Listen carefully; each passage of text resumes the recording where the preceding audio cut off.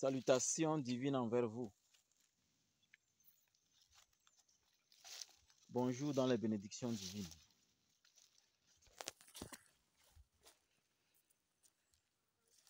Comme d'habitude, voici quelques conseils très utiles pour notre vie, pour vos vies.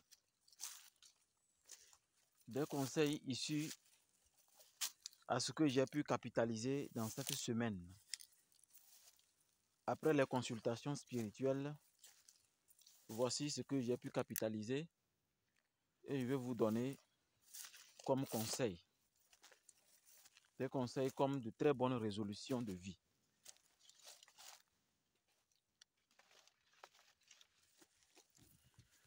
À la fin de cette vidéo, je vais vous donner un conseil pour la famille. Je précise, c'est un conseil urgent. Un conseil urgent pour la famille.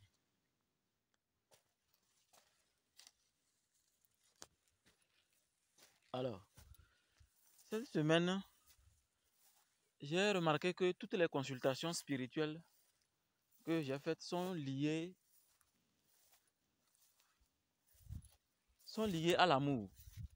Tout spécialement, les événements de ce qu'on peut rencontrer sur son sexe.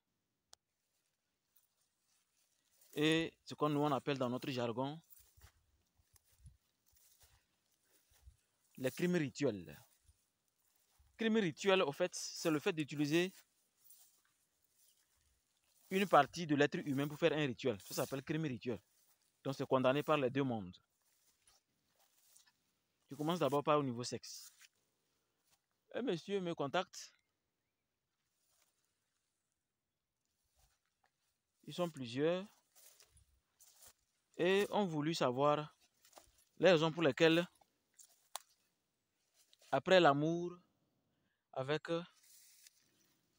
leur femme, d'autres c'est une copine, il y a des odeurs comme le WC. Excusez le terme, hein. C'est-à-dire c'est une odeur nauséabonde, quoi. C'est-à-dire on sent l'odeur mais on n'est pas à l'aise. Vous savez que il y a une différence entre sentir l'odeur de lavande, vanille, que de sentir l'odeur du WC. Donc, du moment où l'odeur fait qu'on ne se sent pas bien, on se pose la question, il s'agissait de quoi? Donc la consultation a tourné autour de ça. Et selon les révélations qui restent privées, mais selon la discussion directe, ils se sont rendus compte que, d'abord moi j'ai dit, il faut voir le côté médical. Il faut faire des analyses. Et vous allez voir que il y a des larves, des microbes que vous pouvez soigner. Médicalement, ça se fait. Mais ce que vous devez savoir est que, quelle que soit la douceur du vagin de votre femme ou de votre copine, quand vous vous disputez, quand vous êtes en colère et vous vous couchez, ne faites pas l'amour. Vous allez vous partager des vibrations toxiques, des vibrations très négatives.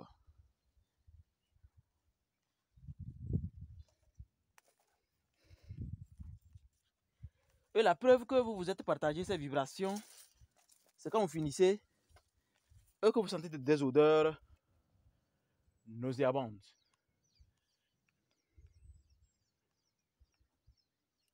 Des odeurs négatives.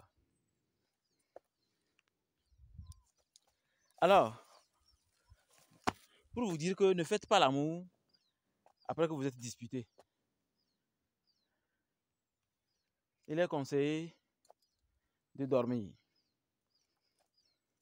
jusqu'au petit matin, se réveiller avec une purification,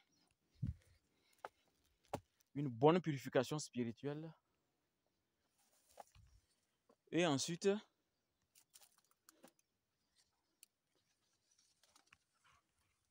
vous pouvez vaquer à vos occupations. Donc le jour suivant de la nuit, vous êtes maintenant autorisé à faire l'amour.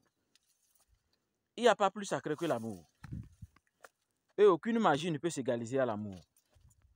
Mais beaucoup sautent pour commencer à faire l'amour, alors que toute la journée, vous ne vous parlez pas. Vous vous regardez comme chien et chat, hein, comme souris et chat, comme le lièvre et le tigre, comme l'antilope et le guépard. Soyez prudents. Vous déclenchez vos propres malédictions en s'amusant. Je dis bien, je mets l'accent sur s'amuser. En s'amusant avec le vagin surtout de votre femme. Pour votre copine, ce n'est pas aussi grave. Parce que là-bas, vous savez, vous n'êtes pas le seul qui baise, donc soyez prudents. Vous ne pouvez pas faire n'importe quoi, n'importe comment, comme vous voulez, et vous venez vous les baiser. Le vagin, ce n'est pas un habit, ce n'est pas nos costumes. Ce n'est pas tout ce que nous mettons sur nous. C'est une porte. Soyez-en prudents. Ne s'amusez pas avec le vagin.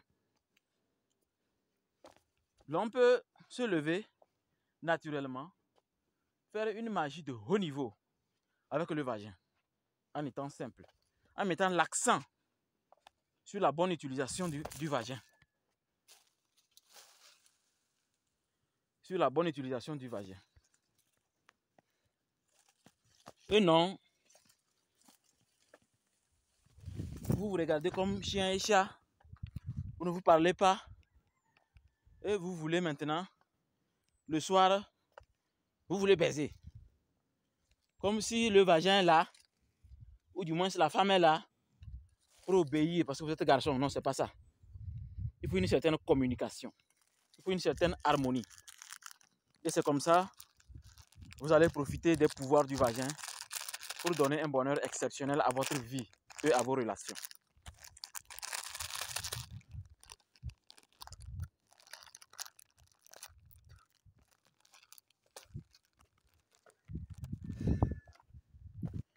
Donc, cette semaine, je me suis rendu compte que on devait à tout prix expliquer aux gens les raisons pour lesquelles on se marie. Sinon, on pouvait juste avoir des maîtresses. On pouvait juste avoir des maîtresses partout où on va. Avoir des enfants dans chaque ville. Et les nourrir. Mais si la nature a voulu qu'on se marie, c'est parce qu'en se mariant, on laisse une valeur ajoutée. Une valeur qui fait que vos enfants vont vous donner ce qu'il faut. Beaucoup vont me dire, mais les enfants vont donner quoi? Oui, ils vont vous donner. Si vous êtes quelqu'un de très important, et que vous ne gardez pas le lien avec vos enfants, il n'y a que ces enfants-là qui peuvent vous envoyer des malédictions que vous n'allez jamais comprendre. Vous allez croire que c'est une personne qui vous fait. Même si la personne fait, c'est vos enfants qui le favorisent. Ou c'est vos enfants qui vous protègent. C'est la raison pour laquelle je vous ai dit une fois que un couple qui sait faire l'amour, personne sur terre ne peut les envoûter. Ça n'existe pas, c'est faux. Un couple qui sait faire l'amour, personne sur terre ne peut les envoûter. Mais vous passez la journée, chacun regarde dans son coin. Chacun fait ce qu'il a à faire. Il n'y a aucune communication qui montre que ça c'est un couple. Ah, sachez que vous trompez seulement vos propres énergies. Parce que vos enfants vont sentir cela.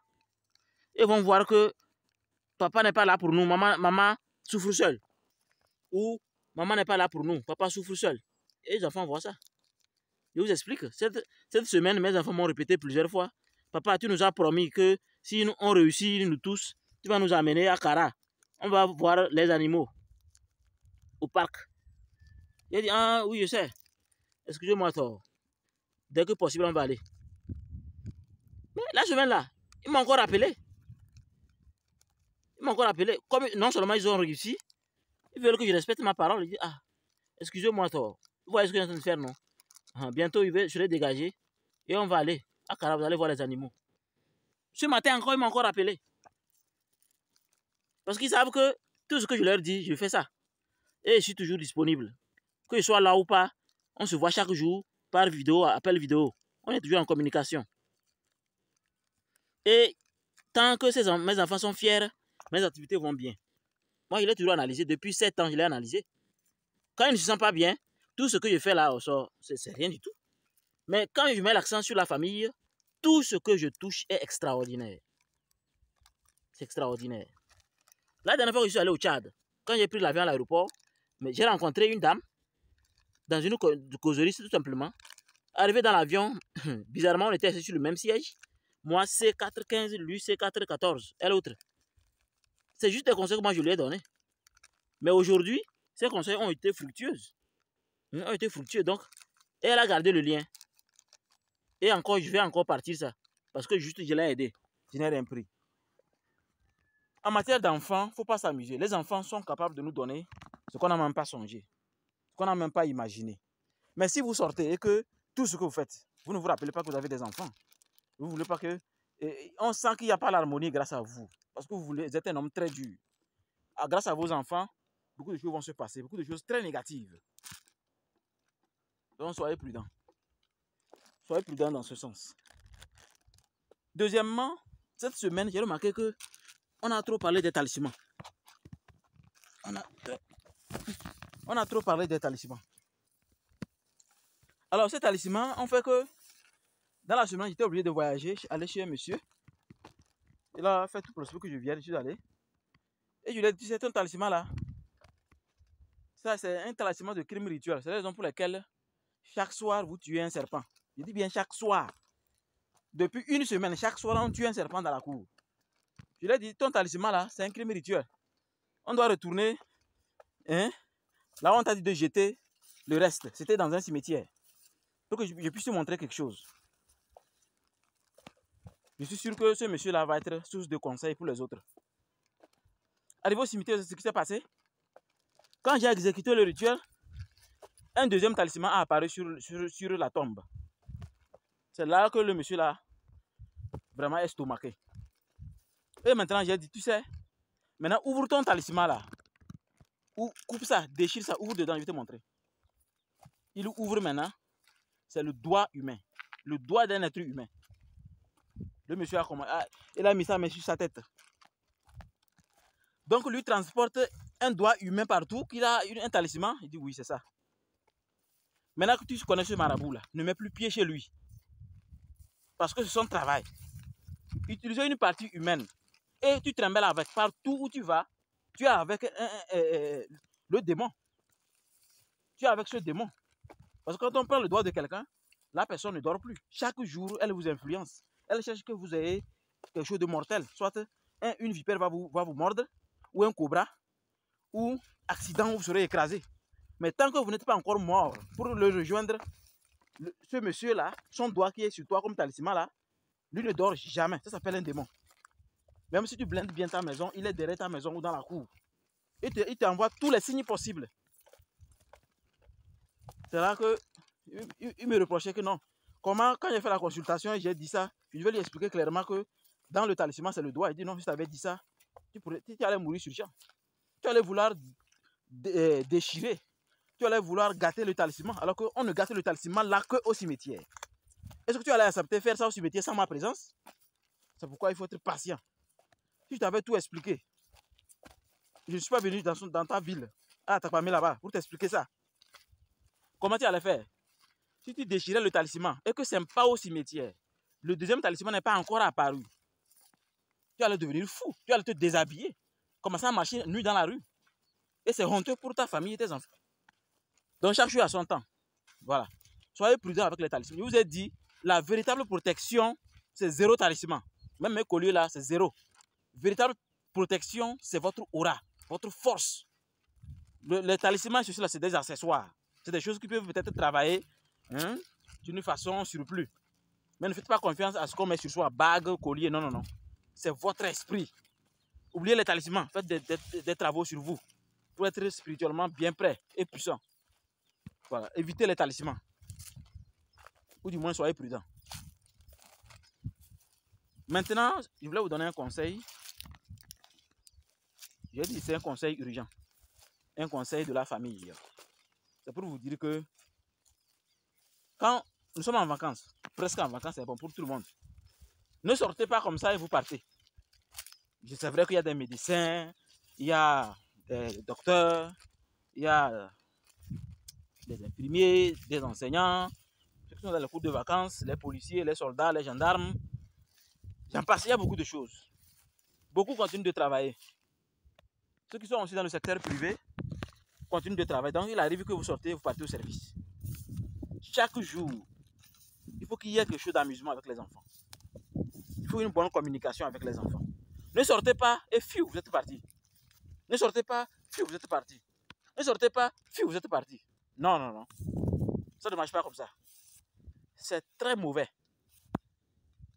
Il faudrait qu'il y ait une communication avec les enfants, de sorte que, même si vous n'êtes pas là, ils vont se sentir bien avec la maman. Vous ne pouvez pas aller vous sentir bien dehors et arriver à la maison, la mine serrée. C'est vrai que des fois, pour punir madame, hein, on coupe tout lien avec les enfants. Mais ça ne doit pas être linéaire. Ça ne doit pas être à chaque jour. Il faut un grand pourcentage, avec le temps, faire des efforts pour bannir ça. Les enfants n'ont rien à voir avec ce qui se passe entre l'homme et la femme. C'est pourquoi il faut s'occuper des enfants. Parce qu'ils n'ont pas resté au ciel, vous envoyer une lettre que je vais arriver au-dessus de la terre. Non, il faut s'occuper d'eux. Si vous les ignorez, même si vous recevez 24 millions dehors, ça ne sert à rien. Les incubés succubes, les esprits diaboliques là, viendront laisser des larves et des miasmes sur vos billets d'argent. Vous voyez? Et ça fait que votre argent ne sert à rien. Même si c'est dans une banque, ça ne sert à rien. Vous allez investir dans des choses inutiles. Tant que les fruits que vous avez mis en terre ont poussé, germé, grandi, et vous refusez d'entretenir, qui va le faire? Regardez les champs. Chacun vient entretenir son champ. Et vous croyez que quelqu'un va entretenir votre champ à votre place? Si vous laissez les enfants être aigris dans ces moments de vacances, vous allez le regretter. Ça, c'est pas des menaces, c'est une promesse. Une promesse issue d'une connaissance. Donc, je voulais augmenter ça parce que lors de la consultation cette semaine, il y a eu trop les enfants au centre. Et j'ai vu que le papa a voulu être trop libre pour manger dehors. C'est normal. C'est à la femme de savoir parler aussi. Hein. Parce que vous savez que la bouche de la femme, c'est comme mettre l'essence sur le feu.